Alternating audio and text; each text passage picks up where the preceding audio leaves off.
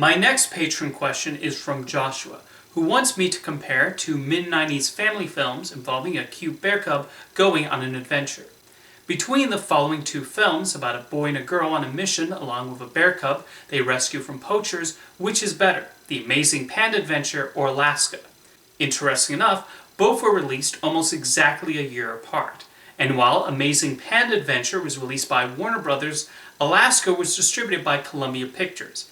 However, WB now owns the latter film too, following the acquisition of Castle Rock Entertainment. The version of Alaska I watched even opened with the Warner Brothers logo. Anyway, regarding which I like more, I thought both were fairly average films that suffer from a not particularly likable protagonist.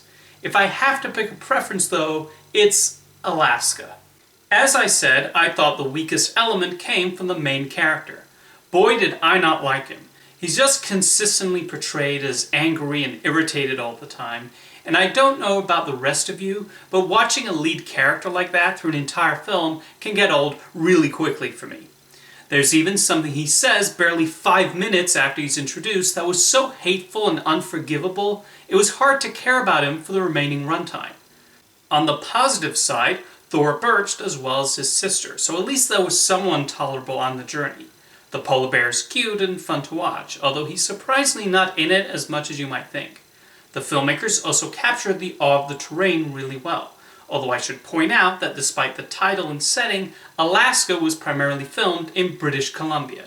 That's Hollywood for you. The highlight of the film for me was Charlton Heston as the poacher. He's so slimy and evil, and really takes what is an otherwise stock villain and makes him enormously entertaining to watch. Although I thought the way the villains were defeated was really funny.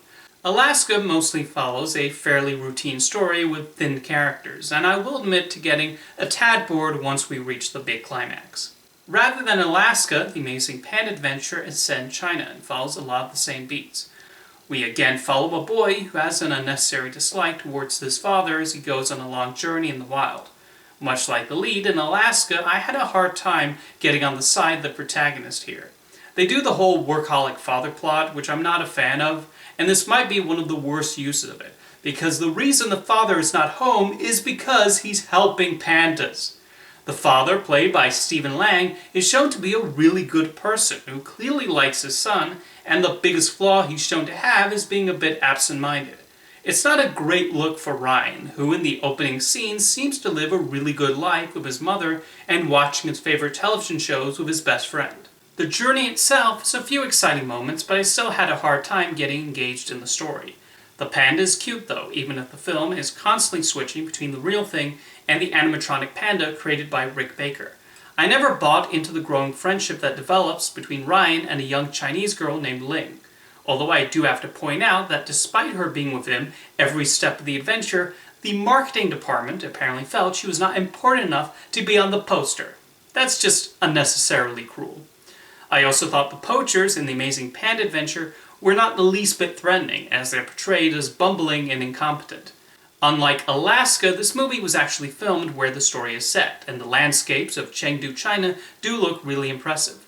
Otherwise, the movie mostly consists of watching the main characters jump from one unimaginative action set piece to another. They even have the lead swept up by a river twice, to the point Ryan even brings it up in the dialogue that they've done this scene before.